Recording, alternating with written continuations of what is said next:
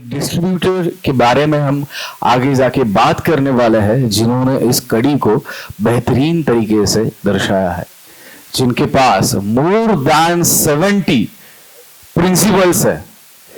जम्मू कश्मीर नोएडा में उनका बिजनेस बहुत ही अच्छी तरीके से हो रहा है, जो टेक्नोलॉजी के साथ वो कर रहे हैं। ऐसे हम सबके लाडले श्री सुमित जी अग्रवाल जी के लिए एक बार जोरदार तालियां हो जाए। मैं आभारी हूँ इस सम्मानित मंच का, इस अवसर के लिए, नासिक सीपीडीए और महाराष्ट्र के अपने डिस्ट्रीब्यूटर बंधुओं का, इस आयोजन और इस आतिथ्य का। और मराठा अपनी इस भूमि जिसने ऐसे वीरों को जन्म दिया, जिसने काफ़ी नाजुक समय में काफ़ी मंदिरों का निर्माण भी किया और उनकी रक्षा भी की, इसके लिए मैं हमेशा इस धरती का आभारी रहता हूँ। मेरा अपना परिचय अगर मैं देना स्टार्ट करूं तो मैं चाहूँगा कि वहाँ से मैं इसका आरंभ करूं। मैं टीचिंग में था, मैं इंजीनियरिंग कॉलेज में पढ़ाता था और मेरी तीसरी पीढ़ी है इस बिज़नेस में, डिस्ट्रीब्यूशन बिज़नेस में। और फादर ने पहली बार 2008 में मुझे बुलाया कि लेह लद्दाख में थोड़ी सी दिक्कत आ रही है, वहाँ मेरा जाना हो नहीं पा रहा, तो तुम थोड़ा सा डिस्ट्रीब्यूशन पे ध्यान दो। और आज की जनरेशन की तरह, काफ़ी युग की तरह, मैंने भी बोला है 5-6 महीने के लिए जाऊंगा, सेट करूंगा, आ जाऊंगा, मेरा इंटरेस्ट नहीं है बिज़नेस में।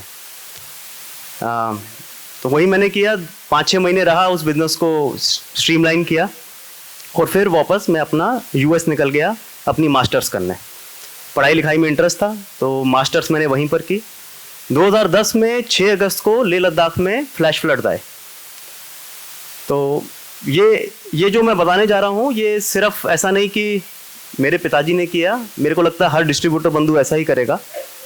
उन्होंने बोला कि अभी यहाँ पर ज़रूरत है, फ्लड के टाइम पे लोग बाहर भाग रहे हैं, तुम वहाँ पर जाओ और स्टॉक का नहीं, अपने स्टाफ को देखो, स्टाफ के साथ रहो, उनका मनोबल बढ़ाओ। उनको ऐसा ना लगे कि इस मुश्किल समय में जो मालिक हैं वो तो बाहर हैं और हमको यहाँ पर काम करने भेज दिया।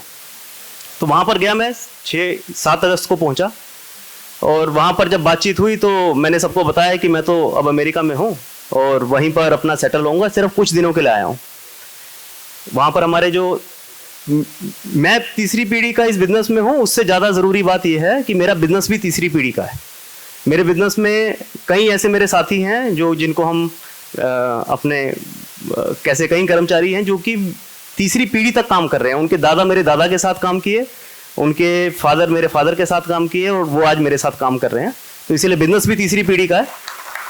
और उन्होंने बोला कि भाई साहब, हमारा तो इसका मतलब उद्देश्य ये रह गया कि हम आपको बड़ा करके अमेरिका में सेटल करें, क्योंकि अब हमारे पास तो कोई ऐसा स्किल सेट है नहीं है कि हमको कहीं और नौकरी मिलेगी, हमें कोई अमेरिका में, ब्रिटानिया में नौकरी मिल जाएगी। तो अब हम करेंगे क्या इसके बाद, क्योंकि आप नहीं करेंगे तो बाबूजी बिजनेस बंद करेंगे। तो वो एक बहुत बड़ा धक्का था। मुझे ऐसा लगा कि आज भी सोचता हूँ तो लगता है कि ये गलत चीज़ हो जाएगी और मुझे वापस आना चाहिए। तो 2011 में फिर मैंने डिसीजन लिया वापस आने का और इस बिज़नेस को एक सर्विस प्रोवाइडर की तरह देखना शुरू किया। देखिए, हम किसी ब्रांड को ओन नहीं कर रहे, कोई भी ब्रांड हमारा अपना नहीं है। ब्रांड को हमसे चाहिए क्या? किसी भी ब्रांड को हमसे 4 चीज़ें चाहिए। एक, हम मार्केट में उधार को डिप्लॉय कर दें, यानी हम उधार लगा दें मार्केट में उनके ब्रांड के लिए। मार्केट में डिलीवरी दे दें, लास्ट माइल डिलीवरी दे दें। तीसरा, हम सारे कंप्लायंस के रिस्क ले लें। किसी के पास फूड लाइसेंस है या नहीं है, हम माल पहुंचा दें। किसी के पास जीएसटी है या नहीं है, सरकार बोलती है 10,000 के ऊपर का बिल मत बनाओ, वो सब छोड़िए, आप माल पहुंचाइए। वहाँ पर उधार लगा हुआ है फिर भी आप अगला बिल काट दीजिए। तो हर तरह के कंप्लायंस को हमने पूरा करते हुए उसको वहाँ माल पहुँचाना, लास्ट माइल लॉजिस्टिक्स करना, क्रेडिट का रिस्क लेना, वो भी ऐसा क्रेडिट जिसमें कि हम केवाईसी नहीं लेते, कोई सिक्योरिटी चेक नहीं लेते, इस तरह का क्रेडिट हमसे डिप्लॉय करवाना।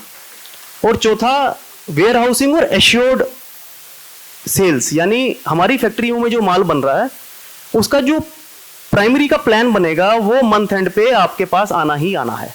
अब आगे आपकी सेल हो रही है या नहीं हो रही है उसको अगले महीने की प्रोजेक्शन में हम करेक्शन लेंगे, बट इस महीने हमारा जो प्लान है वो पूरा कीजिए।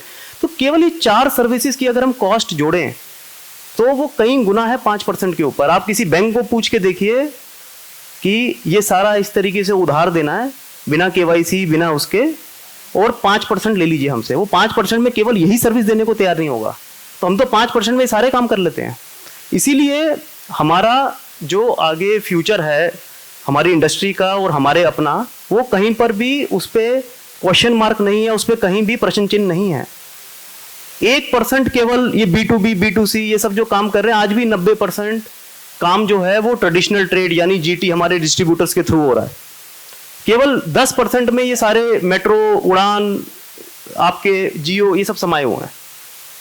हाँ, हम में से अगर हम एक एक को करके देखें तो हम इनके बराबर नहीं है, वहां पर हमें अपनी वीकनेस लगती है। इसीलिए ये एकता भी जरूरी है कि हम सब इकट्ठे रहें तो हम 90% हैं, अकेले रहें तो हम सब इनसे बहुत छोटे हैं।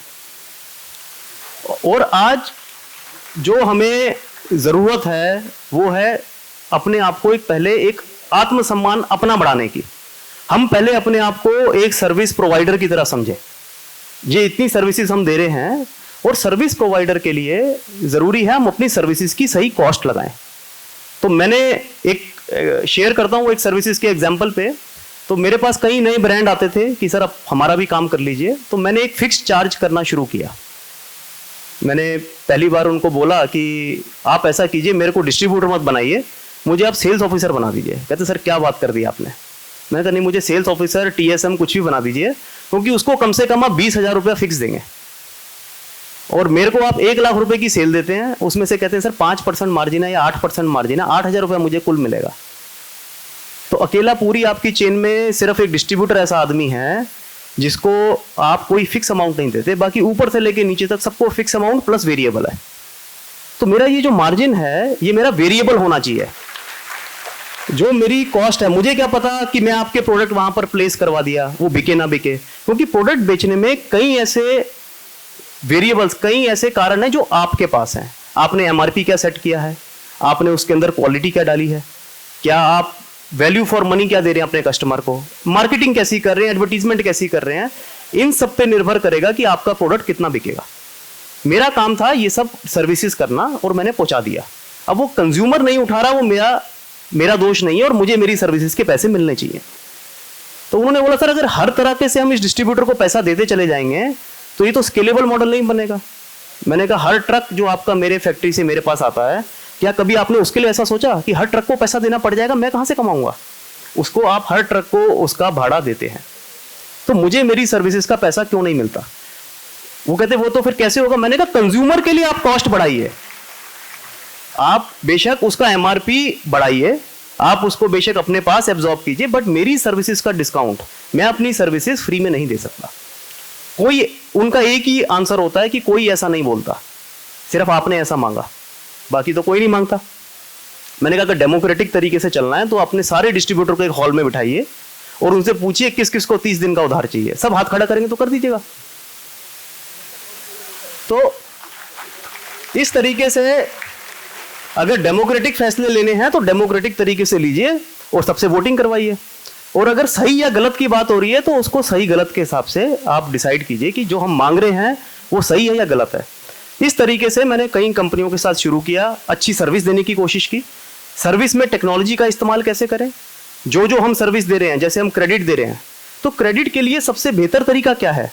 मेरे पास ब्यूरो का एक्सेस नहीं है, मेरे पास सिविल का एक्सेस नहीं है, तो क्या मैं किसी कंपनी के साथ टाई अप कर सकता हूँ?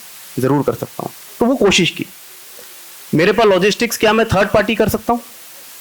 मेरे पास जो वेयर हाउसिंग है, क्या मैं उसमें कोई अपनी कॉस्ट एफिशिएंसी ला सकता हूँ? इन सब चीज़ों को जब हम अपने आप को एक सर्विस प्रोवाइडर की तरह देखेंगे तो कई तरह की हमारे पास, इसी में बेशक हम 5% में आज भी प्रॉफिट में काम कर रहे हैं, हम उसमें से और खींच पाएंगे।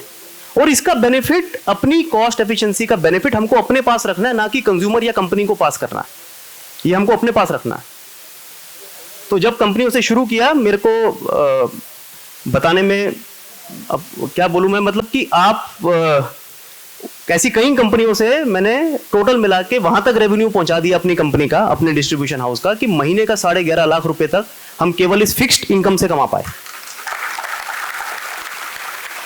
तो ऐसा पॉसिबल है, किया जा सकता है। अभी एक आदमी कर रहा है या 2 आदमी कर रहे हैं, उनके पास सिर्फ एक जवाब रहता है, कोई और नहीं मांगता। तो वो शंका भी अगर आप सब दूर कर पाए तो वो भी ठीक हो जाएगा। तो ये हमारी फिर सर्विसेज का कॉस्ट सही मूल्यांकन लगना शुरू होगा, और उसका चाहे उसका इफेक्ट एमआरपी में आए चाहे किसी में आए, हम अपनी सर्विसेज डिस्काउंटेड स्ट्रक्चर में क्यों दें, ये हमें सोचना पड़ेगा। और जैसा कि इसको मैं अंत करना चाहूंगा, देखिए डिस्ट्रीब्यूशन जो है एक वृक्ष की तरह है। वृक्ष में जो तना लगता है उस पे फल नहीं लगते, फल लगते हैं टहनियों पे।